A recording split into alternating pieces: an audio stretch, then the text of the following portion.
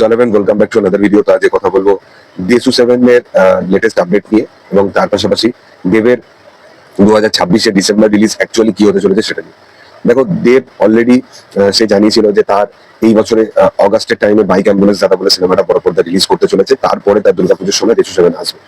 But যেহেতু জিদ্দার, কেউ বলে বিপ্লবী, কেউ বলে ডাকাত, বড় পর্দা রিলিজ করেছে, তো সেই কারণে সম্ভবত এই রিজনটাই হবে যে দেব পার্সোনাল লেভেলে কোনো ক্ল্যাশে তারা যেতে চায় না। তো তারা একটা নিজেদের মধ্যে সিদ্ধান্ত নিয়ে দেব এই সিনেমাটাকে পোস্টপোন করে ডিসেম্বরের টাইমে নিয়ে আসার পরিকল্পনা করে। এবং রিসেন্ট টাইমে একটা আপডেট উঠে আসছিল যে ডিসেম্বরে এই সিনেমাটা হয়তো নাও আসতে পারে, এই সিনেমাটার বদলে হয়তো টনিক 2 আসতে পারে। বাট দেব তার রিসেন্ট একটা ইন্টারভিউতে জানিয়েছে যে না, বাইক অ্যাম্বুলেন্স দাদা এই চলতি বছরের ডিসেম্বরের টাইমেই বড় পর্দা রিলিজ করবে। টনিক 2 এর তারা শুটিং পিছিয়েছে, টনিক 2 আগামী বছর আসবে। তো আগামী বছরের ডিসেম্বর করে হয়তো আমরা টনিক 2 দেখতে পাবো। এই চলতি বছরে আমরা যে সিনেমাটা বড় পর্দায় দেখতে পাবো সেটা হচ্ছে বাইক অ্যাম্বুলেন্স দাদা। এর পাশাপাশি আরো আরো একটা বড় আপডেট উঠে এসেছে, সেটা হচ্ছে দেশু 7 এর পোস্ট প্রোডাকশনের কাজ, মানে ডাবিং বলো, এডিটিং বলো, এই সমস্ত কাজ কিন্তু শুরু হয়ে গেছে। এবং 21 আগস্ট মানে 21শে আগস্ট থেকে এই সিনেমার কিন্তু ডাবিং এর কাজ অলরেডি শুরু হয়ে গেছে। তো বোঝা যাচ্ছে তারা খুব তাড়াতাড়ি পোস্ট প্রোডাকশনের কাজ যত্ন নিয়ে শেষ করতে চাইছে। আফটার পোস্ট প্রোডাকশন কমপ্লিট হয়ে যাওয়ার পরে তারা কিন্তু এবার সিনেমাটার প্রমোশন করবে। দেব কমার্শিয়াল সিনেমার প্রমোশন খুব ভালোভাবে করে। সে একটা ক্যারেক্টার পোস্টার ড্রপ করে, তারপরে টিজার দেয়, তারপরে ট্রেলার দেয়। তো এই যে ব্যাপারটা, পার্টিকুলারলি দর্শকদের সাথে তার যে বিল্ড আপটা, রিলেশনটা, সেটা সে বড় পর্দা নিয়ে আসার জন্য যে জিনিসগুলো করে, যে অ্যাক্টিভিটিস গুলো করে, সেগুলো বাংলায় কাউকে আমি কখনো করতে দেখিনি।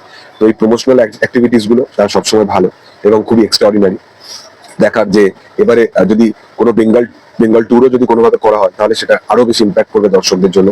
যতটুকু খাদান নিয়েছিল খাদানের চেয়েও বেশি ইম্প্যাক্ট করবে, কারণ এই সিনেমায় দেব শুভশ্রী একসাথে, এবং দেব শুভশ্রী একসাথে সেহেতু সেটা কোনো অর্ডিনারি কাজ হবে না, সেটাই দর্শকরা এক্সপেকটেশন রাখছে। সেটা সবসময় এক্সট্রাঅর্ডিনারি চোখেই দেখবে এবং দেখার যে তাদের ক্যারিয়ারের বেস্ট সিনেমা হয় কিনা। কেন তাদের কাছে তারা লাস্ট কয়েক বছর ধরে তারা স্ক্রিপ্টকে বেশি প্রাধান্যতা দিয়েছে, বেশি গুরুত্ব দিয়েছে। তো তারা যখন কমার্শিয়াল সিনেমায় ফিরছে, তো আশা করা যায় যে তারা স্ক্রিপ্ট ভালো বলেই ফিরেছে, বা চরিত্রগুলো বা ক্যারেক্টারাইজেশন বেটার বলেই ফিরেছে। এবং শুভশ্রী তো প্রায় বহু বছর পর কমার্শিয়াল সিনেমায় ফিরেছে, তাও দেবের সাথেই ফিরেছে। দেব তো তাও খাদান করলো, রঘু ডাকাত করলো, মেন স্ট্রিম ধারার সিনেমাগুলো পরপর করেছে। তো দেখা, আমি বিশাল এক্সাইটেড আছি শুধু দেব শুভশ্রীকে নিয়ে নয়, অনির্বাণ ভট্টাচার্য, রজতাভ দত্ত, এই সমস্ত মানুষগুলোকে বড় পর্দায় দেখার জন্য। কারণ রজতাভ দত্ত চ্যালেঞ্জে যে রোলটা করেছিল সেটা দুর্দান্ত একটা ক্যারেক্টার ছিল। অনির্বাণ ভট্টাচার্য রঘু ডাকাতে দারুণ পারফরমেন্স ডেলিভার করে। অনির্বাণ ভট্টাচার্য একজন দারুণ পারফর্মার, এটা আমরা সকলেই জানি।